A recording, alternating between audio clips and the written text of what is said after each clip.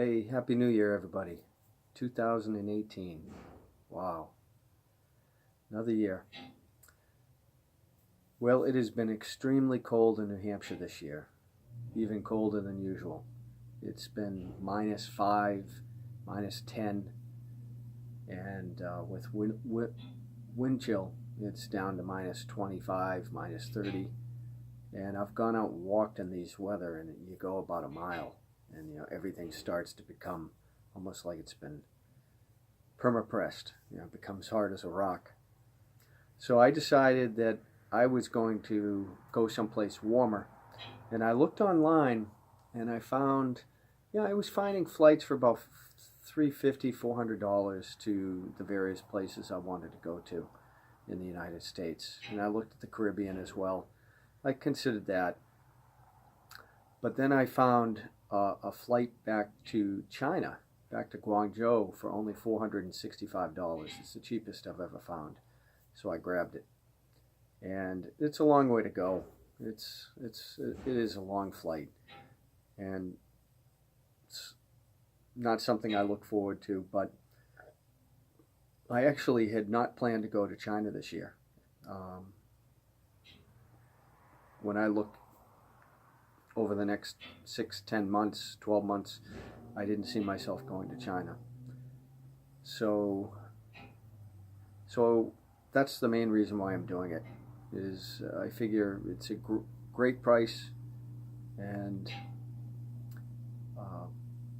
it also is going to allow me to explore some places that I have not been to if the trip goes according to plan. But what I wanted to do, the reason I'm doing this introduction, and I'm a little tired today.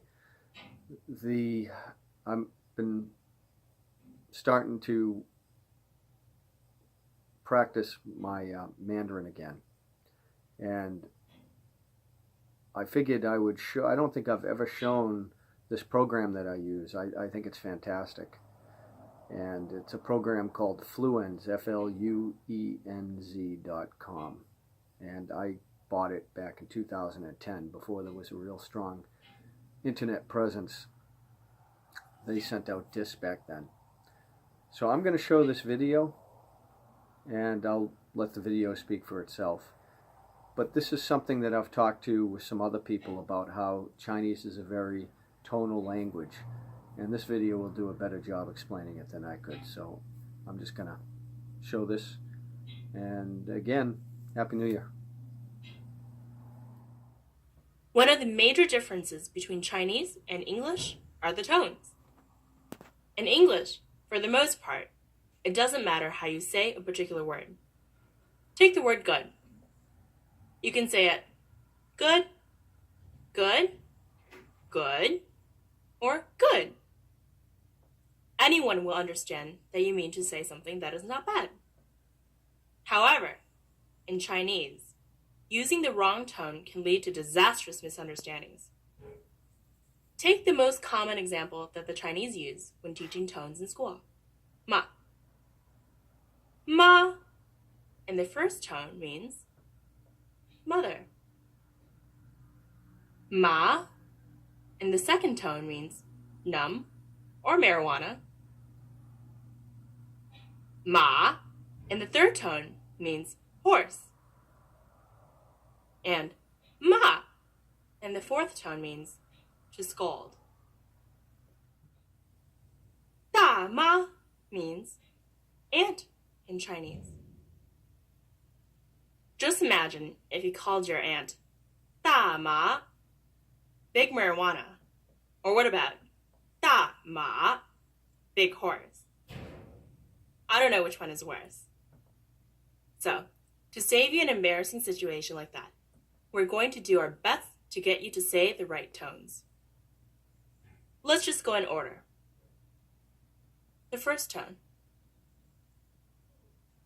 is high and flat. It is pronounced with a steady, high pitch, almost as if it were sung instead of spoken. So let's practice with ma. Repeat after me. Ma. And again. Ma. Do you hear how the pitch stays high and constant? Let's say it together one more time. Ma. Ma.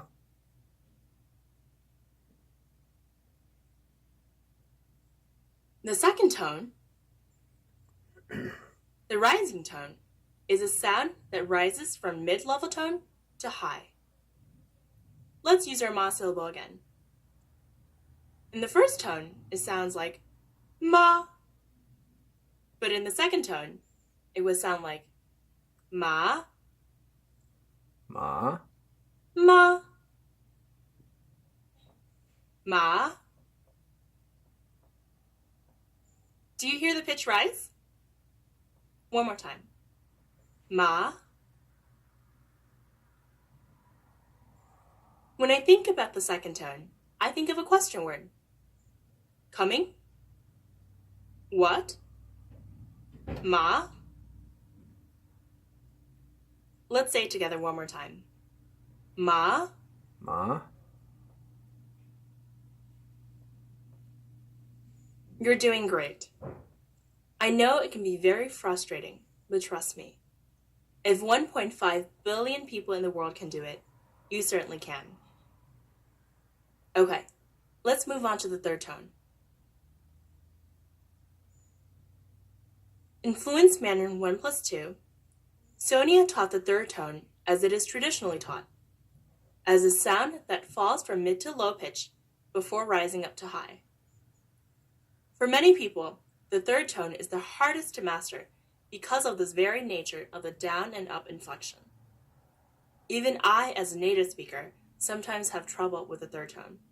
So I came up with another way of thinking about it. While it is taught as a down and up inflection, I have found the down part is hardly ever noticeable and sounds more awkward than anything else. Just listen to the word for you, pronounced with this literal interpretation. 你. Try for yourself. Doesn't it just sound and feel awkward? Instead, to pronounce any third tone word, start from the lowest pitch of your voice and then raise it to a high pitch. 你. 你. Let's try it again. 你. 好. 好. 马. 马. Okay. So some of you may be wondering, now what's the difference between the second and third tone, since they're both rising? That's a very good question. While both the second and third tone rises, the second tone rises from mid-pitch to high. Ma. The third tone rises from low to high. Ma. 你. Okay, so what goes up must come down, right? No better way to wrap it up but with the fourth tone, the falling tone. The falling fourth tone features a sharp downward descent from high to low, and is usually a shorter tone, as in curt commands like stop. Try saying it for yourself. Great. Stop. Some examples from the vocabulary include 姓, surname, 叫, to be called, and 用, to use. Repeat them after me. 姓, 姓. 叫, 叫. 用. 用. 很好. Wonderful job. Let's review all the tones one more time with an exercise. I will say a word in all four tones consecutively. Just repeat after me. Ma, ma, ma, ma. Your turn. Ma. Ma. Ma. Ma. 你你你你 Repeat. 你你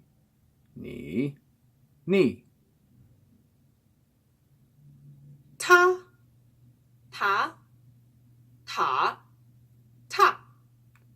Your turn. 他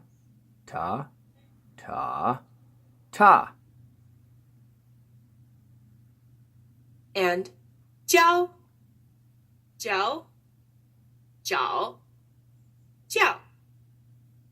And you? 教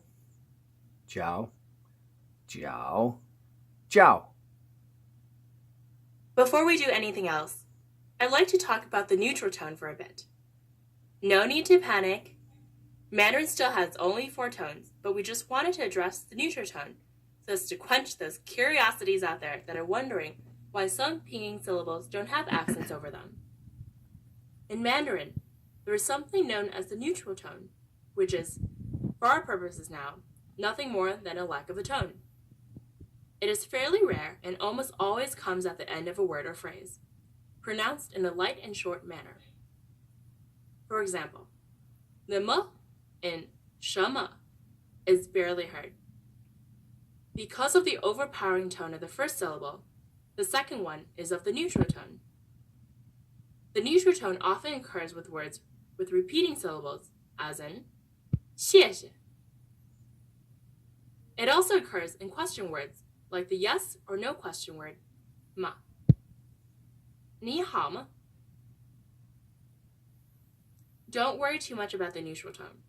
We're telling you about it so that you can keep a lookout for it and not be confused.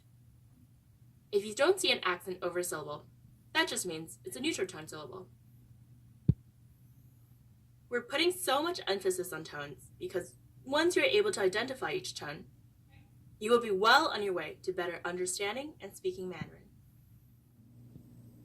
Well, I hope you found that interesting. It's definitely helpful having such a good program to learn a language. I've tried Rosetta Stone. I've tried, there are some programs that were used by the government where supposedly you can learn in a very short time. I forget the name of the learning tapes. You can get them out of the library.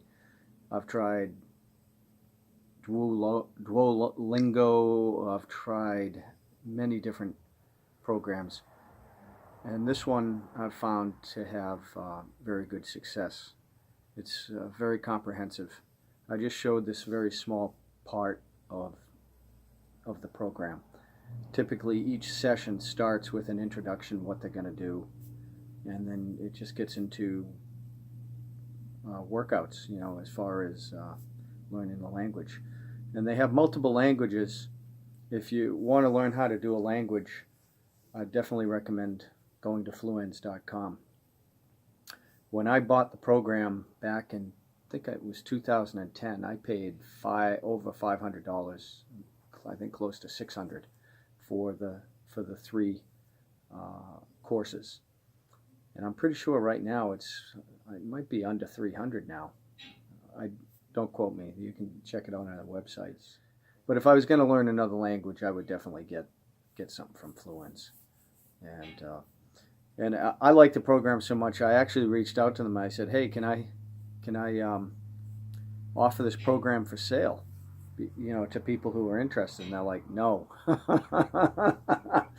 But it's I might get it like the Spanish program and try it, because my Spanish definitely could use some improvement as well. Well, that's it.